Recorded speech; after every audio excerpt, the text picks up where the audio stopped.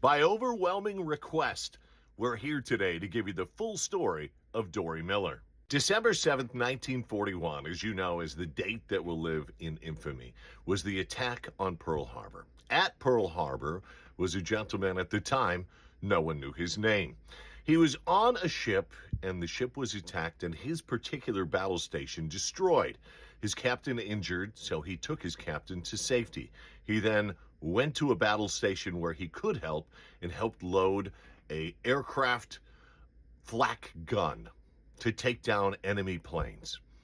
The man firing the gun was then injured, and he took over firing the gun, even though he was completely untrained on firing the gun. Officially, he took down one plane. Unofficially, they say as many as 6 planes. Japanese planes were shot down by Doris Miller. The press at the time announced that an unnamed black man had been a hero and had done all of this at Pearl Harbor, and his name was not announced at the time. Having saved his captain and shot down more planes than anyone else at Pearl Harbor, the word got out that an unnamed black man had been the hero of Pearl Harbor. Well, the black press dug in and decided they needed to get his name and get his name out there. So they're the ones that announced that it was Doris Miller, known to his friends as Dory.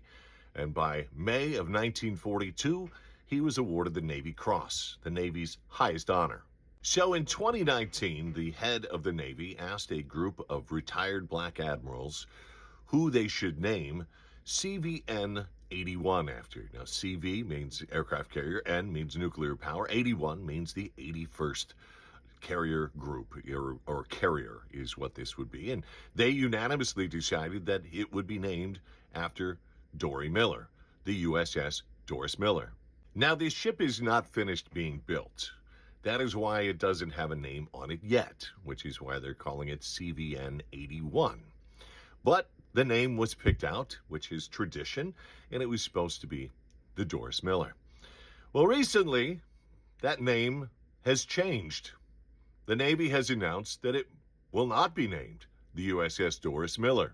The name they are now considering is the USS Donald Trump. So now you're wondering, do we name aircraft carriers after sitting presidents, ones that are in office? Do we make such announcements while they're still president? And the answer is a resounding no, we don't. This has never happened before. We honor presidents after they're presidents, not while they're presidents, because that's weird, and we know it's weird. But here we are.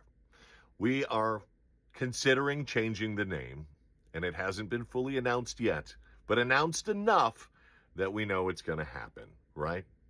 It is going to be renamed the USS Donald Trump. And so the first aircraft carrier ever to honor a black soldier or sailor will be changed to name after a man who has put his name on everything he possibly could while he is still the sitting president. And that's your story for today.